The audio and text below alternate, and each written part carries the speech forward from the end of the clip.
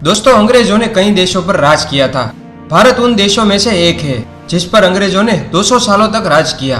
आपने सुना होगा कि भारत को सोने की चिड़िया कहा जाता था, लेकिन आजादी के समय भारत दुनिया के सबसे गरीब देशों में से एक बन गया था। इसका कारण ब्रिटेन ने इन 200 सालों में भारत को बहुत लूटा और भारत की अरबों की संपत्ति लेकर चले गए। दोस्तों, कभी आपने यह अंदाजा लगाया है इन 200 सालों में भारत की कितनी संपत्ति को लूट लिया गया? ये जानने के लिए वीडियो को अंत तक जरूर देखें। वैसे तो इसका अंदाजा लगाना काफी मुश्किल है, लेकिन प्रसिद्ध अर्थशास्त्री उत्साह पटनायक ने वो संभावित रकम बताई जितनी भारत से लूटी गई है।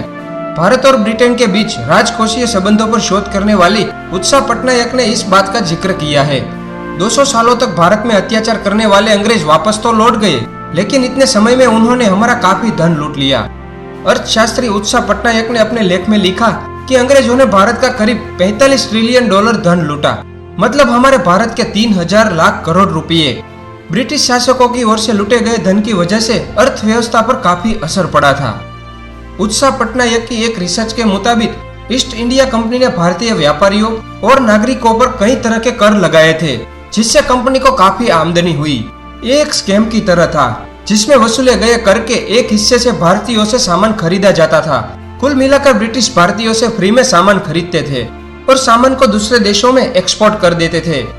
अंग्रेजों ने साल 1765 से 1938 तक कुल 9.2 ट्रिलियन पाउंड का खजाना लूटा था, जो कि 45 ट्रिलियन डॉलर के बराबर है।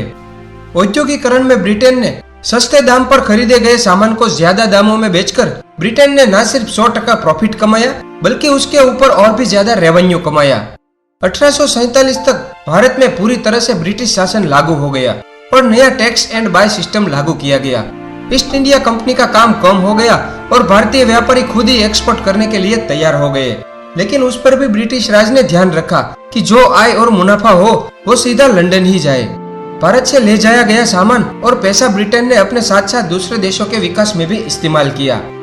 उत्साह पटनायक के इस लेख को कोलंबिया यूनिवर्सिटी प्रेस ने प्रकाशित किया है। उत्साह ने बताया कि साल 1900-1902 के बीच भारत की प्रति व्यक्ति की आय 196.1 रुपये थी, जबकि साल 1945-46 में 201.9 रुपये पहुंच गई थी।